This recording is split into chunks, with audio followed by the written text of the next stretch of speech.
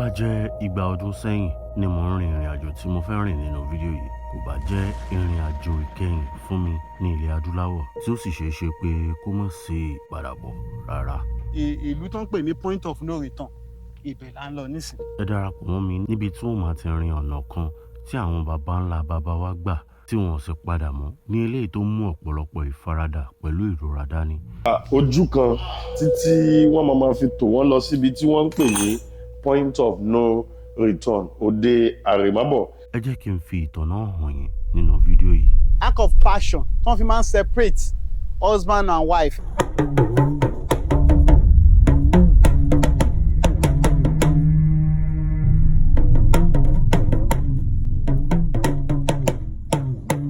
Lẹ́yìn ìgbà kan kọ́ pẹ̀tẹ́sì àkọ́kọ́ tá à ń pè ní first story building, ibi kejì tí a tún lè sọ̀rọ̀ nípa ẹ̀ òun náà ni building tí à ń pe arákùnrin kan aláwọ̀ funfun tá à ń pè ní Freddy Lugard. Àwọn ẹni yìí British ni wọ́n. Gbogbo ibi tí wọ́n ti ń ṣòwò ẹrú gbogbo ẹ̀ ni àwọn British yẹn ló lọ kọ́ ilé sí. Ilé tí ó kọ́kọ́ máa ń dé sí ni tá à ń pè ní British House.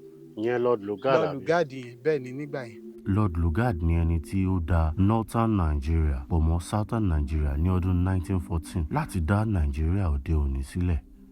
Òun nígbà ilé ẹ̀ ni. Tẹ́ bá dẹ̀ rí ilé yìí, a tún ní another structure ní Lọ́kọ́jà tó yẹ pé àwọn aláwọ̀ funfun yẹn tó ń wọ àárín ìlú lọ torí òwò ẹrú. Ibi táwa ń lọ sìn, a fẹ́ lọ wọ ọkọ̀, a fẹ́ lọ sí ìdàkejì láti lọ gbọ́ ìtàn tó ń pè ìlú tó ń pè ní point of no return, ibẹ̀ là ń lọ nísìn.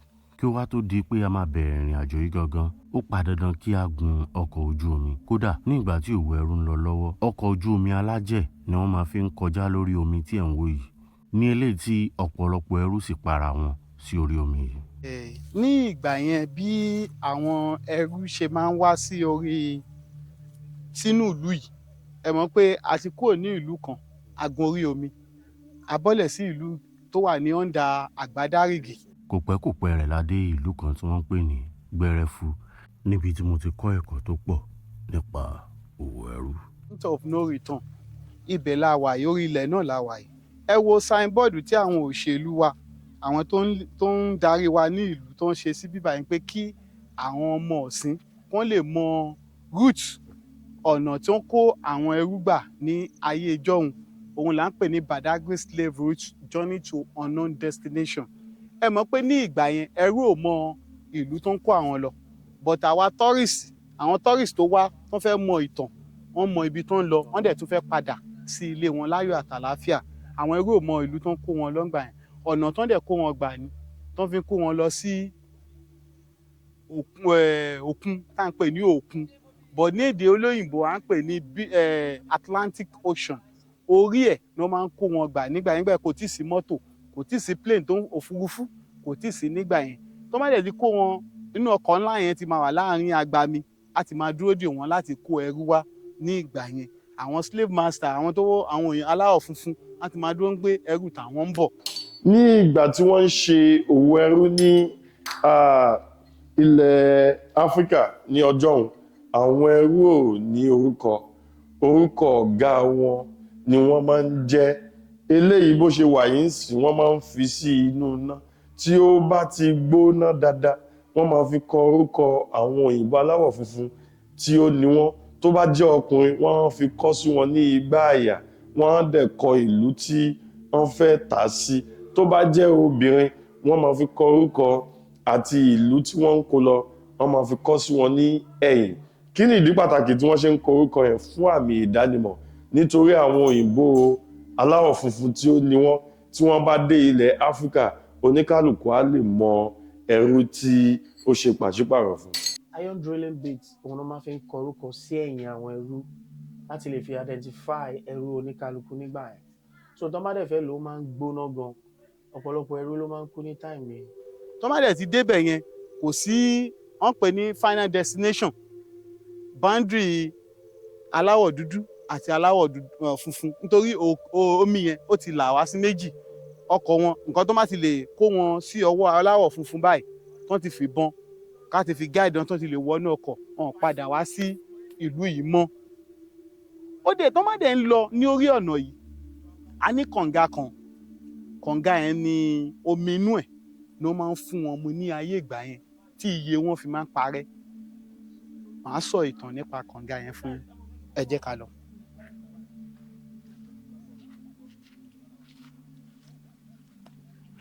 so bí a ṣe ń lọ nsìn kànga tí a fẹ́ sọ̀rọ̀ nípa ẹ̀ kò jìnnà sí bíbá ìbọn tó kàn nọ́ọ̀sẹ̀ díẹ̀ ní ìgbà yẹn kànga yẹn ibẹ̀ là ń lọ báyìí nsìn.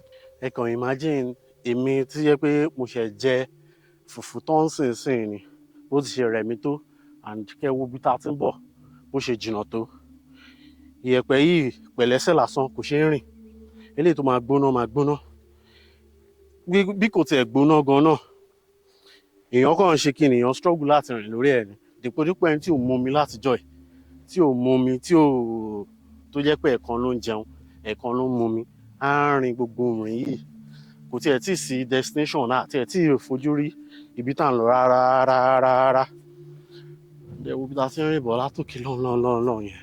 ní ìgbà yẹn eléyìí ni wọ́n máa ń pè ní chain ọrùn eléyìí ni wọ́n máa ń gbé sí wọn lọ́rùn báyìí eléyìí á wà ní ọrùn wọn fún wákàtí méjìdínlógún leléyìí máa fi ń wà ní ọrùn wọn wákàtí méjìdínlógún 18 hours ni wọ́n máa fi ń gbé chain yìí sí ọrùn àwọn ẹrú tó bá ti gbé sí wọn lọ́rùn báyìí wọ́n máa ti bí ipa pẹ̀lú kì àgádágodo ni wọ́n máa fi ti pa tó bá ti gbé eléyìí sí ọrùn ẹrú ọyọ kan àwọn tó kù ń bì wọ́n máa fi ọyọ kan sí ọrùn àwọn ẹrú tó kù wọ́n máa wà ní ojú kan títí wọ́n máa fi tò wọ́n lọ síbi tí wọ́n ń pè ní point of no return.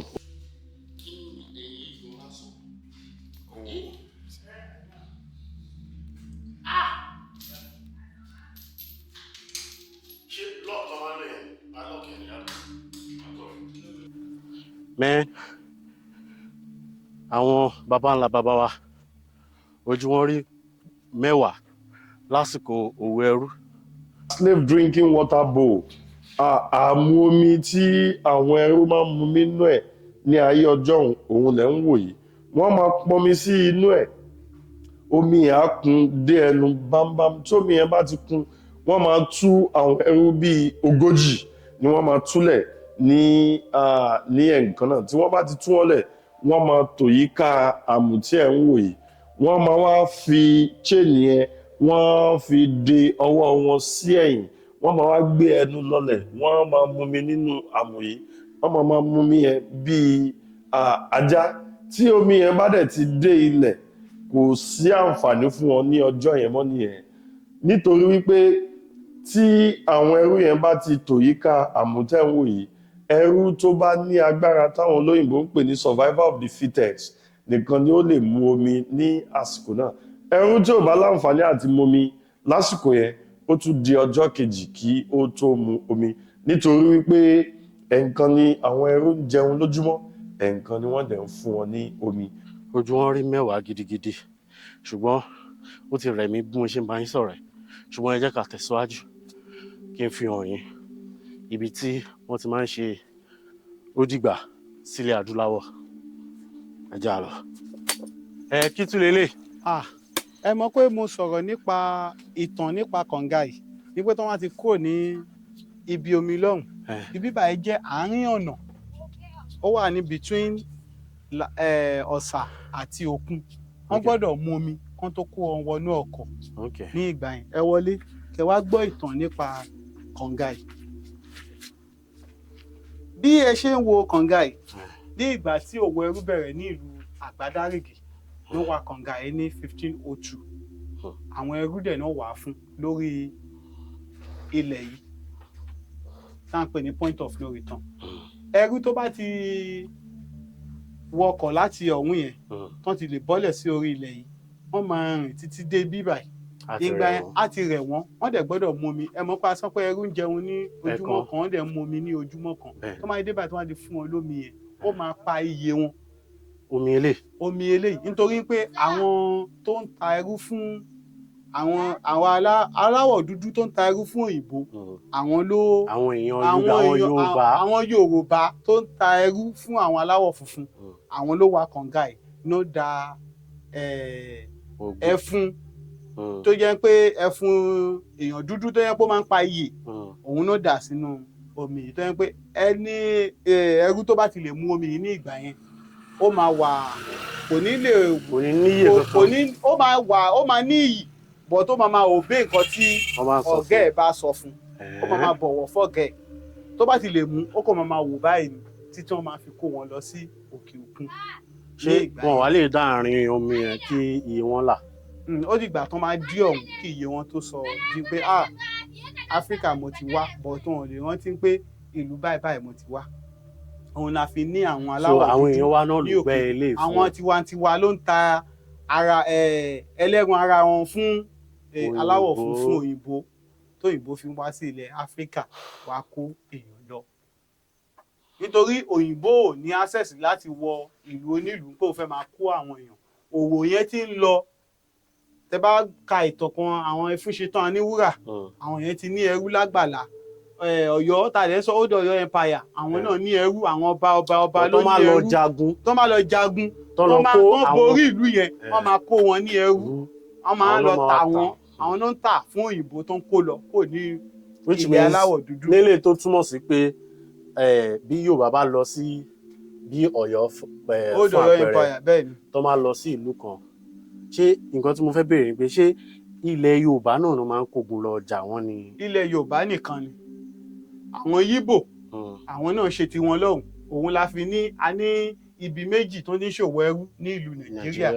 Ibi àkọ́kọ́ àwọn Haúsá àti Fúlàní ṣe ti tiwọn lórí ilẹ̀ Sahara Desert bẹ́ẹ̀ ni orí ilẹ̀ táwọn ti ṣe tiwọn ni àwọn bíi Lebanon àwọn bíi Libya gbogbo ẹ̀ lọ bẹ́ẹ̀ náà ti ń kó ẹrú làwọn yẹn ti ṣe o làwọn ta àwọn èèyàn tí wọ́n sí. bẹ́ẹ̀ sí ẹ máa gbọ́ jagunjagun kan ní ilẹ̀ Haúsá tá à ń pè ní Wood Madam Fodio àwọn náà ní ẹrú táwọn náà ń ṣe òwò ẹrú ní ọ̀hún.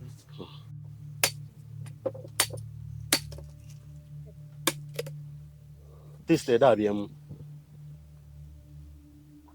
Mo ní ìbéèrè kan ní apá bíbáyà àti Benin Republic wọ́n like omi àgbọn gidi gan. Kí ni ó fà á? Wọ́n ní omi àgbọn dáa fún ibà nǹkan tó sọ fún mi yẹn ní Benin Republic.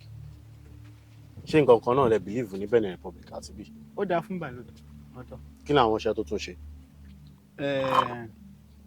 Pé old age wọ́n máa jẹ́ kí egungun kó strong láti fi rìn dáadáa. Oníjẹ wàá èèyàn tún máa tọ̀ nọ́mà bí àgbàlagbà rẹ̀ mọ́kànlélọ́gbà tó dé ìjọba ti ń dé ẹlòmíì àti tọ̀ àti ọmọdé.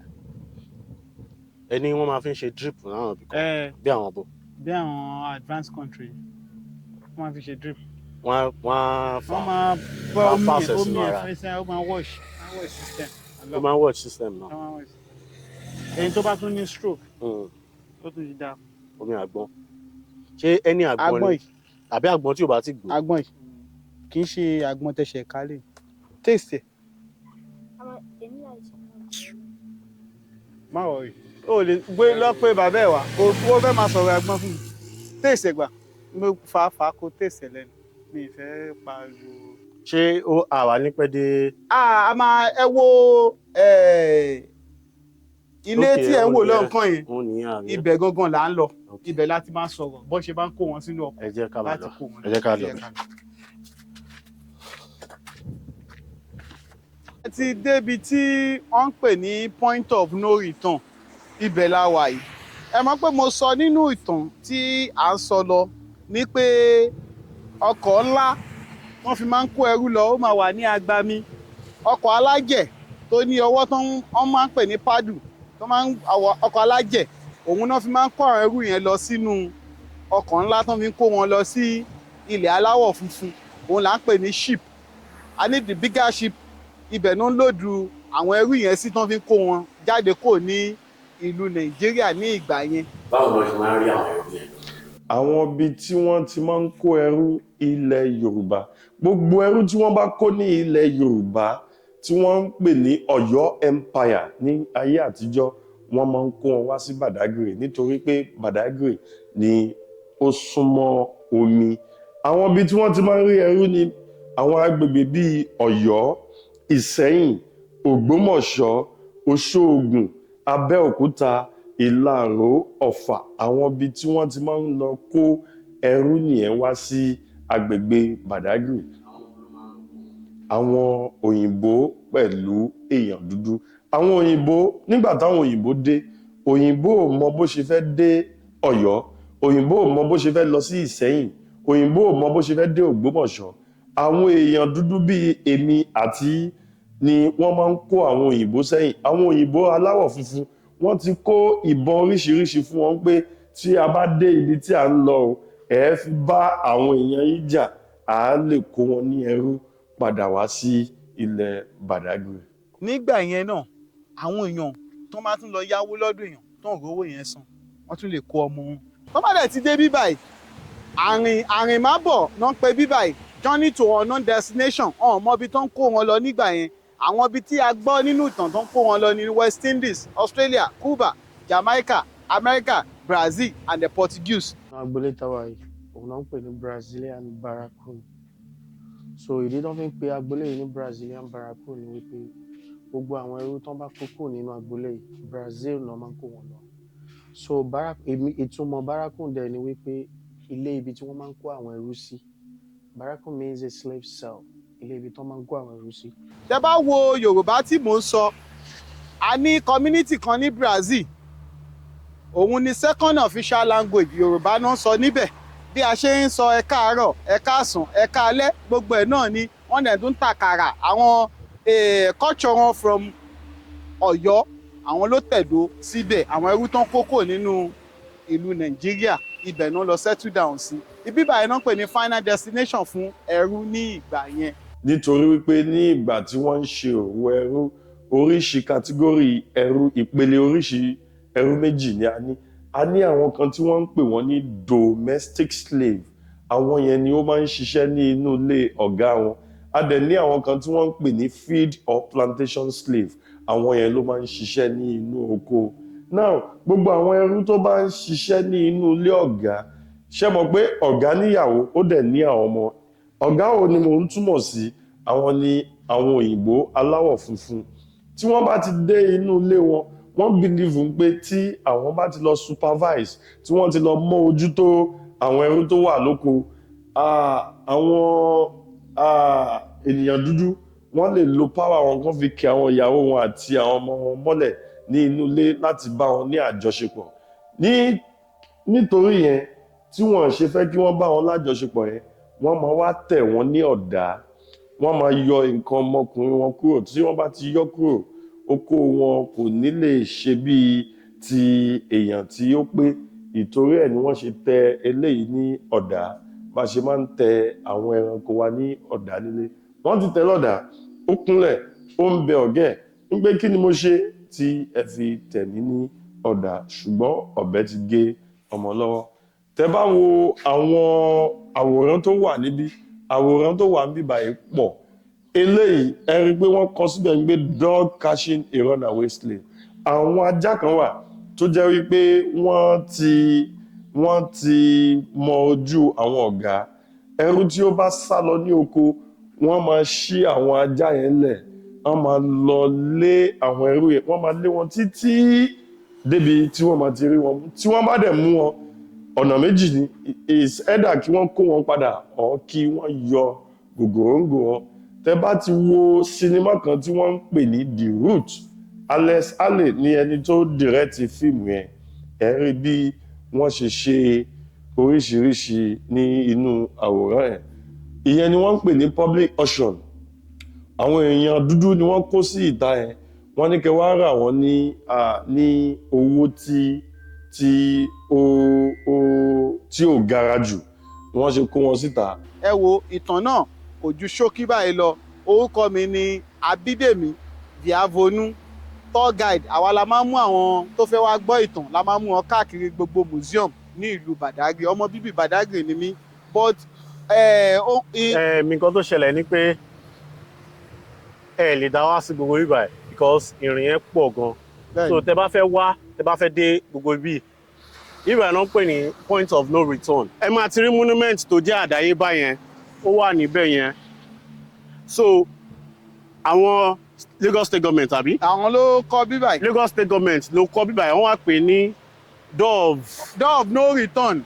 tẹ bá ti wọlé báyìí ẹ máa dé òkè tẹ bá ti dé òkè ẹ wá padà sí ìsàlẹ̀ which means pé there is no more door of no return again. door kò sí mọ́ ó wá di door of new return ló wá dì ní ìsinyìí so kò jẹ́ bó ṣe jẹ́ ẹ máa ní ìdí wọn tẹ bá fẹ́ wá síbí báyìí mo wish kó yẹ pa lè gun ṣùgbọ́n bí ìgbà tó yàn fẹ́ rí sí under construction life èèyàn wọn ò tí parí ẹ̀ láti gbà tí wọ́n ti ṣe so kéèyàn wá wulẹ̀ try pé òun fẹ́ gùn lọ́wọ́lọ́wọ́ báyìí so ẹ bá mi pe nọ́mbà yín fáǹfààní ẹni tó bá fẹ́ wá síbi tó ní tour guide. àǹfààní wa ní ìlú Badagry tẹ bá fẹ́ mọ ìtàn nípa òwò ẹrú àti ní ìtàn nípa missionaries kẹ́ pè wá sórí nọ́mbà yìí 09022484140 09022484140 òun ni nọ́mbà mi ẹ ṣé sà. ẹ ṣeun púpọ̀.